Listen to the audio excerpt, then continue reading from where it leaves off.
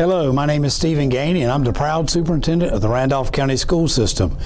I come to you today, October 21, from Southeastern Randolph Middle School with several updates regarding our school system.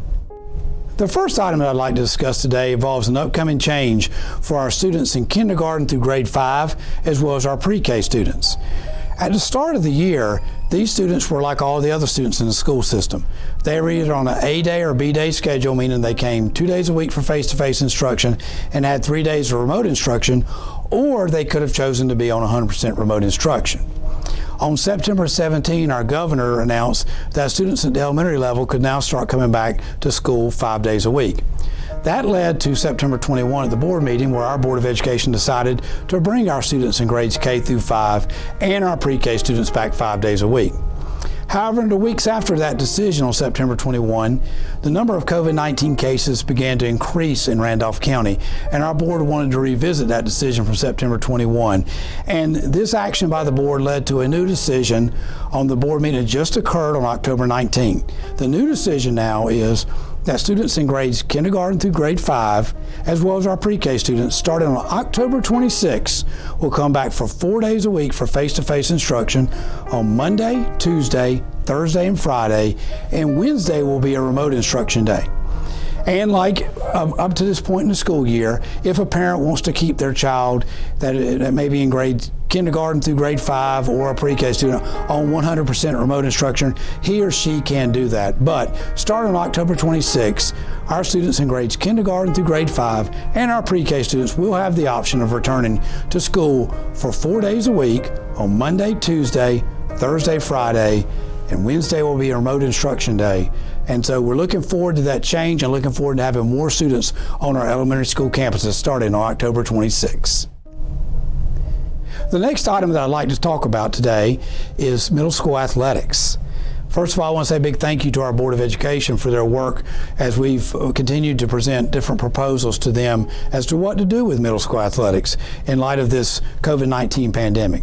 Back on September 21, staff presented a proposal to the Board of Education to move middle school athletics back and to move some seasons to different times of the year, as far as we were going to move wrestling to the end of the school year, football was going into the spring semester, just to try to work through a different scheduling plan and in hopes of letting every child have access to all of the athletic seasons and all the different sports teams. Well, on September 21, we approved a plan, and we felt really good about that.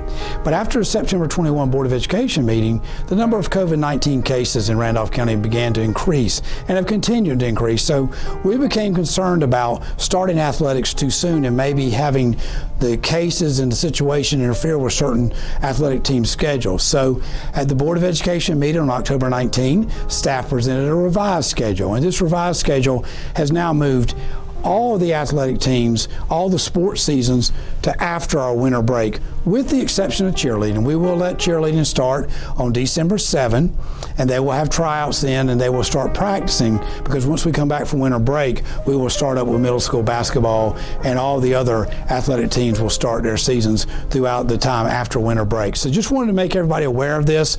We've moved every athletic team's practice, start date of practices and games to after winter break.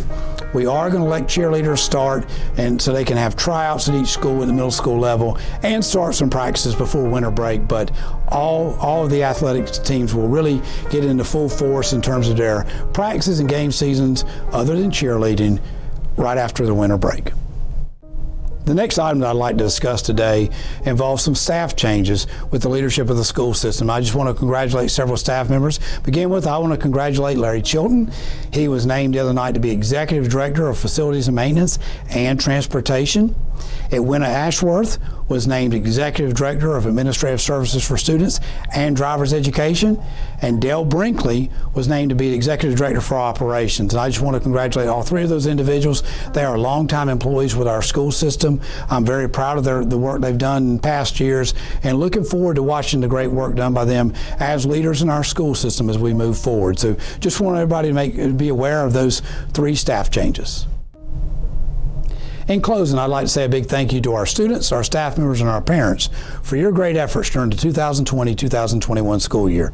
Yes, the 2020-2021 school year has been much different than previous school years. However, without the high level of teamwork between you, the students, the staff members, and parents, we would not have been able to make it this far into the school year. Now, do I have concerns about this school year? Yes, I do. I'm very concerned about the increase in the number of COVID-19 positive cases in our county and our school system. However, I'm also very concerned about our students not being on campus every day, and I'm concerned about the negative impact that could be having on their academic performance, as well as their social emotional development, and also their just overall development as individuals, as they don't have the opportunity every day to interact with their adult role models on school staffs or with their peers. I'm also concerned about our staff. Staff members, I know you're stressed and you're tired, but I also know that you've shown up and been champions every day for our kids. And I am very appreciative of that, and I can't say enough about the great work you've done during the 2020-2021 school year. I'm very proud of you, but I'm not overlooking that you're tired, and I just appreciate everything you're doing for our school system and our students. I just want to remind everybody, we're going to continue to move forward during the 2020-2021 school year. And as we move forward and try to do everything we can for our students and our staff members, we're going to do it with safety in mind at all times. Because we're going to do everything we can to keep safe conditions in place for our students and our staff members. And anytime our parents come to our school campus, we want to make sure we're taking care of them as well. So thank you to everybody for your great work so far in the 2020-2021 school year. And I look forward to the future weeks of our school year as we continue to move forward and do everything we can to help our students, our staff members, and our parents with what is a very unusual time.